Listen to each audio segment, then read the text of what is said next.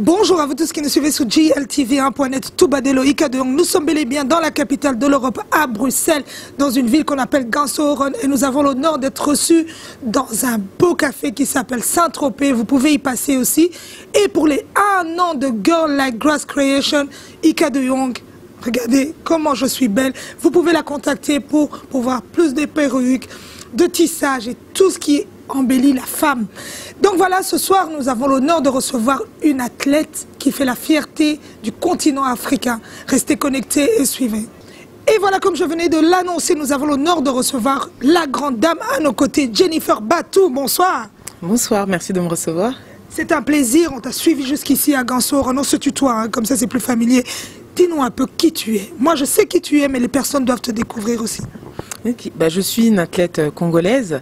Je vais représenter le Congo pour les prochains Jeux Olympiques à Tokyo. Et j'ai pour ambition d'être la première femme congolaise, donc tous sexes confondus avec les hommes, à entrer en finale olympique et d'y remporter une médaille et de battre le record d'Afrique et la première congolaise à avoir un record continental.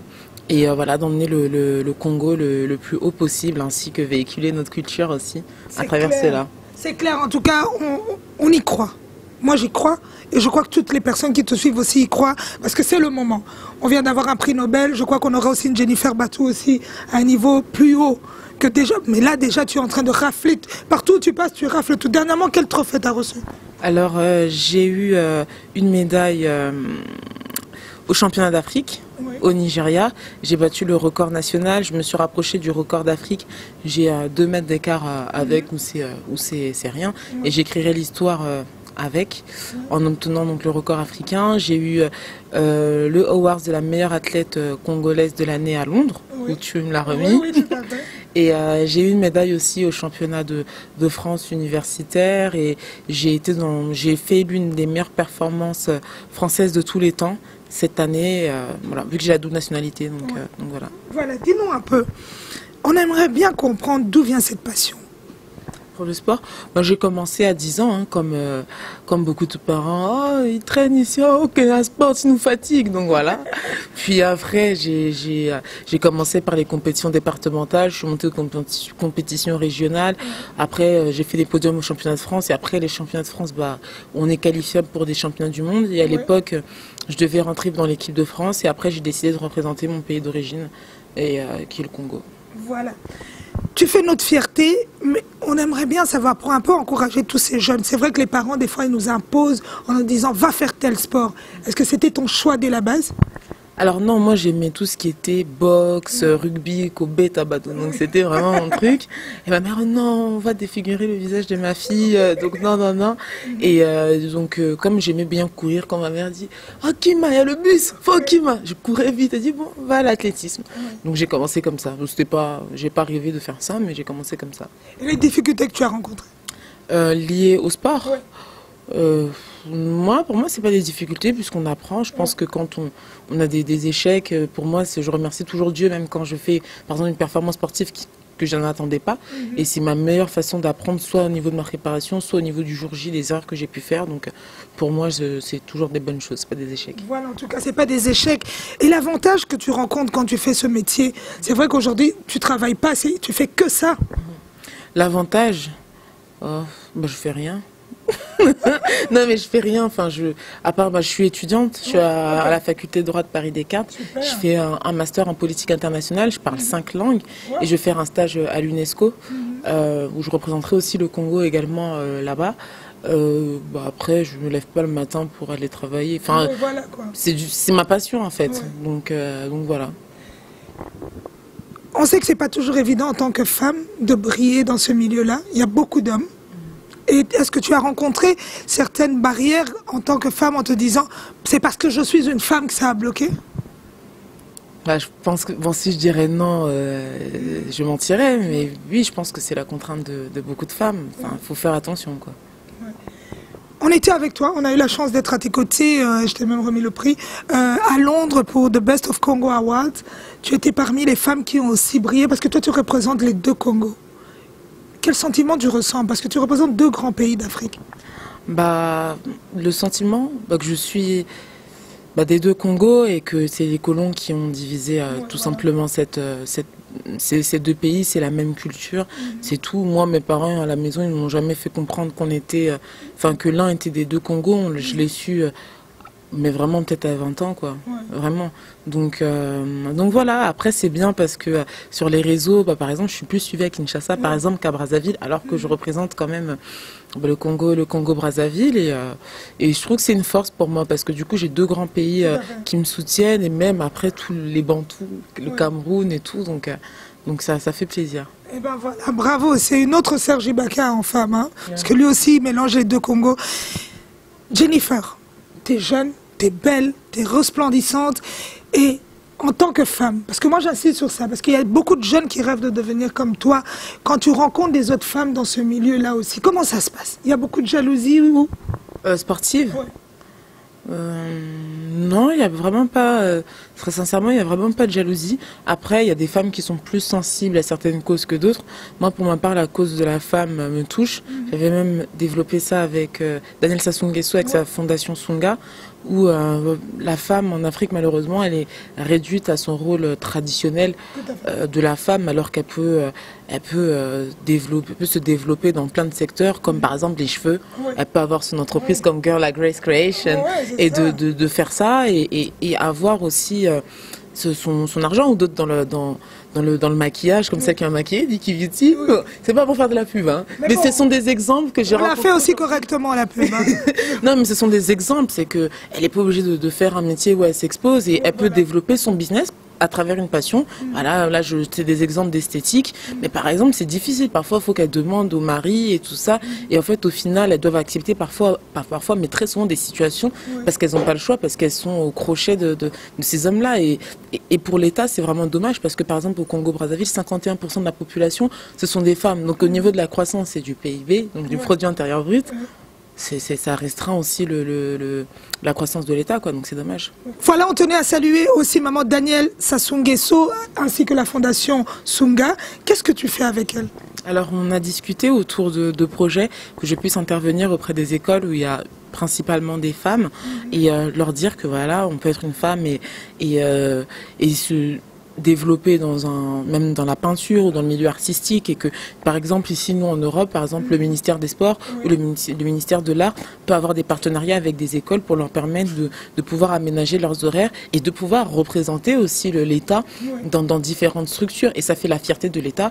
Et quand on voit par exemple en France un savoir-faire français, soit sur le sport ou dans l'art culinaire, ça fait la fierté aussi de l'État, où on voit qu'il y a une diversité de savoir-faire. Et pour l'Afrique aussi c'est bien, mais le problème c'est que par exemple si tu vas dans le sport, on va dire oh non, ma PK, c'est pas possible, alors que c'est possible en fait. Voilà, c'est possible. On dit oh non, moi s'il faut, moi style, c'est pas possible de faire du sport, alors que de développer réellement ça, et qu'elle puisse se dire qu'on peut être sportive par exemple et être étudiante. Moi là je fais mon bac plus 4, mon bac plus 5 l'année prochaine, et je vais faire mon stage à l'UNESCO, donc les deux sont possibles, et d'avoir aussi une figure qui incarne ça, c'est bien. Donc on a discuté autour de tout ça. Voilà. Pour le moment en Afrique il y a beaucoup de difficultés, c'est souvent les femmes qui sont touchées. En tant qu'exemple, qu'est-ce que tu peux dire? Déjà de croire en ses projets, et de garder sa dignité. Tout à fait. Jennifer Batou, les deux Congos, qu'est-ce que tu aimes bien manger? Parce que c'est vrai que c'est pas évident, on mélange deux pays qui sont très proches, c'est vraiment des sœurs. Et dis-nous un peu. Qu'est-ce que j'aime manger? Alors j'aime beaucoup les mikaté. Bon, mon entraîneur ne comprendra pas, donc ça va. J'ai pas le droit de manger ça. Le pondou, j'aime bien. Le poulet braisé, j'aime bien. Après c'est tout, hein. Le fungwa j'aime pas, le foufou j'aime pas, madessou j'aime pas trop. Ok. Donc voilà. Donc tu as quand même un régime assez serré. Ah oui, très serré. Très très très serré. Je mange pas de riz, je mange pas de pain, je mange pas de pâtes, je mange le reste. Ok.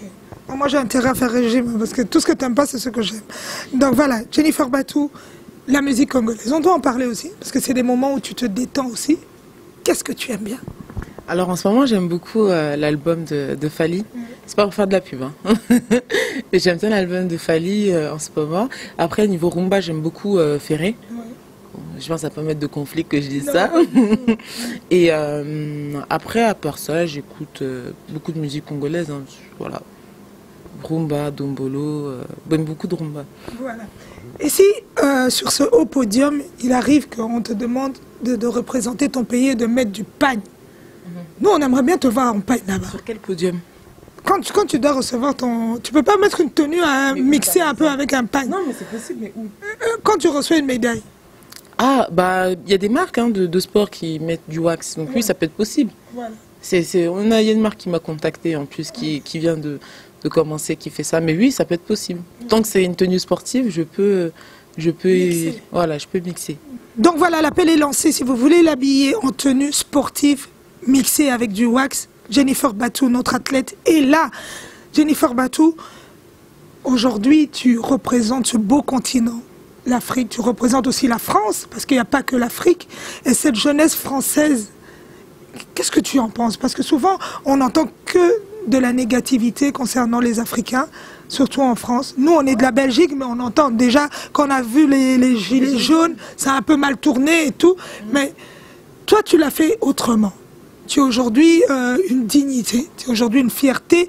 Tu vas à l'école, tu fais tes études, tu as fini ceci, tu as acquis ça comme connaissance. Aujourd'hui, tu reçois toutes ces médailles que tu portes. À quel message, en tant que cette femme congolaise qui brille, tu peux transmettre à toute cette jeunesse qui rêve de devenir comme toi? Parce qu'il y a beaucoup de jeunes qui rêvent de devenir des athlètes. Comment est-ce qu'ils doivent faire? Comment est-ce qu'ils doivent procéder?